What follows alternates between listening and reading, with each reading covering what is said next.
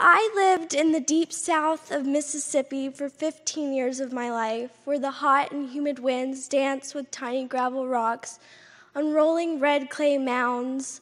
And in some parts of Mississippi, if you're quiet enough on a Sunday morning, you can hear men and women singing songs of God's unconditional love for everyone except gays and transgenders.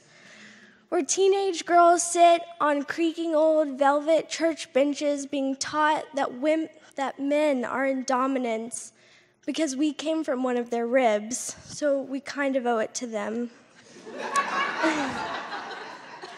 And that happiness is not measured by equality.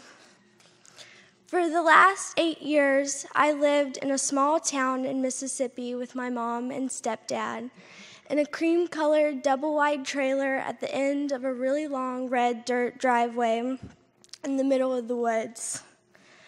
My mom worked in several different nursing jobs until my youngest sister was born in 2009, where she stayed home and cleaned, but she never really had a knack for it.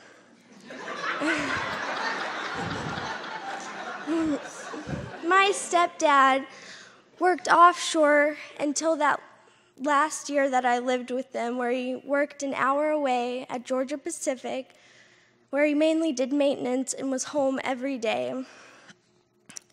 My mom and I have always had a really complicated relationship ever since I can remember. But my freshman year of high school, she went through a really rough time and was incapable of her womanly household responsibilities. This did not make my stepdad very happy. I remember the frequent arguments that they would have about how our husbands would not love us because we were not taught how to clean, and how I was the next capable woman to clean and do the laundry and take care of my little sister. My little sister and I, we lived off of rice and vegetable box meals and Kraft mac and cheese for the majority of that year because I don't know how to cook. And I would stay up until 2 a.m. doing laundry and homework. And my stepdad wouldn't help clean until he became overly frustrated or he didn't have any clean clothes for work. This is where I grew up, and this is how I was raised from age 7 to 15. But despite this upbringing, I believe I've always had an activist spirit. One time when I was 7 years old, I decided I wanted to do something great for the earth. I decided to recycle. So I took trash cans out of each bathroom and I wrote paper, plastic, and trash on each one, and I kept them in my room. And after I filled them up, I went and told my mom this great idea I had, and I was so excited. And she looked me in the eyes and she said, "Skye, how are you going to get to this recycling place?" Imagine the horror when I had to dump each trash can into this one big white trash can specifically for all trash. But it wasn't until my second year that I moved up here with my dad, my junior year, that I was in my AP English class, and we were reading and listening to the TED Talk, "We Should All Be Feminists" by Chimamanda Adichie. It was absolutely amazing, and I heard the voice to my thoughts because I always thought that women being treated as this lesser thing was wrong, but I did not know this until I read this TED Talk. She ended the TED Talk with, "Culture does not make people, people make culture. If that is in fact so, that the full humanity of women is not our culture, then we must make it our culture." She became my first feminist hero. Later that day, I made a Facebook post because I was so inspired, and I put every line in that TED Talk that just made me so happy and that I just felt so inspired by. I put it in this Facebook post. Not an hour later, a girl commented ridiculous claims of how I should be seen as a strong and independent woman and that men are essential to life.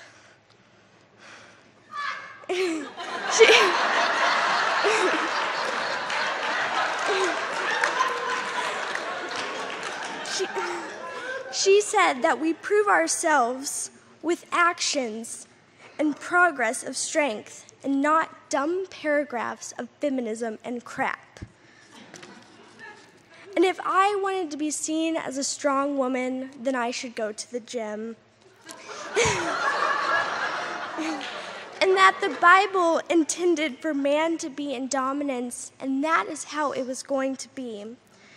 Now, this girl, when I was 9 years old, was my best friend. One Christmas, we both got American Girl dolls, and we would go over to each other's house every day after school to play with them. And we traded clothes and accessories, and we played until it was dark outside.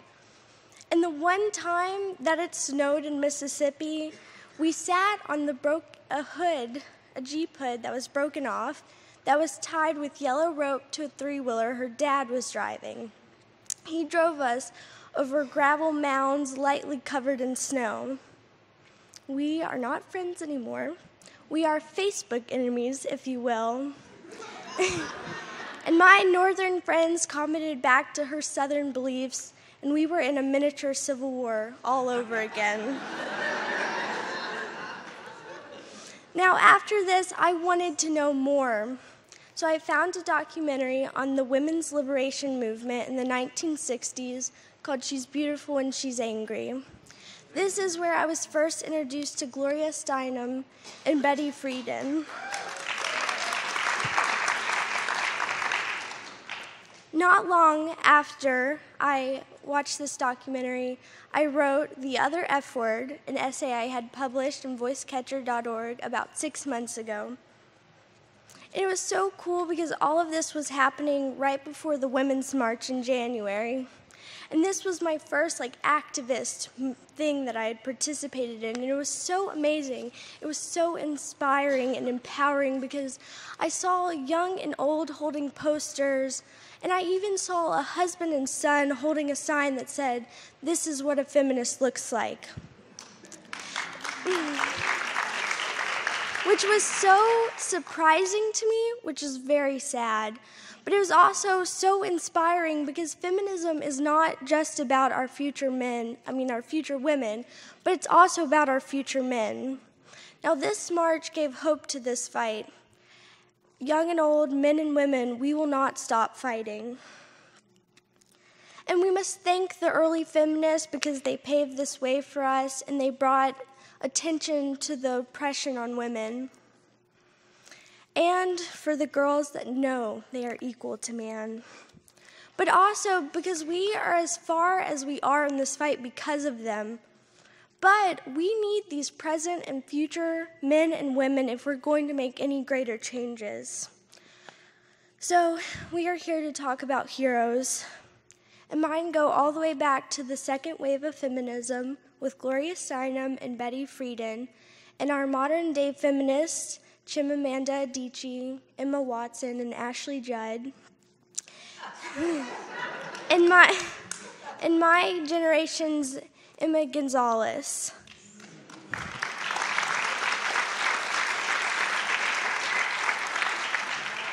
But I have to say one of my biggest is my dad, because if I moved up here to live with him, and if I hadn't, I wouldn't be on this stage speaking to you all about something I am so passionate about. Recently, my dad wrote an article on his political website, freeraven.net, he illuminated this change that we need to make. Because we are surrounded by a culture of men.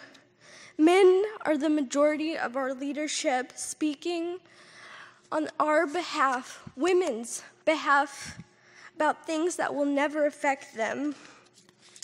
So we need these men to find their voices if we are going to make a greater change, because we will not thrive in a world where women are not equal. And as we are nurturing and uplifting and healing the women around us, we must do the same for the men. And as Roxane Gay said, feminism is a very complicated thing. Feminism is flawed because it is a movement powered by people, and people are flawed. But the underlining point is to advocate for gender equality. We need everyone if we are going to make changes. And I will not keep quiet until these changes happen, because this is my voice and I am part of this fight. And I will fight for everyone who hasn't found their voices, who's scared to use their voices, and for those who don't understand this fight. I am Skye Edwards, I'm 17 years old, and I am a feminist.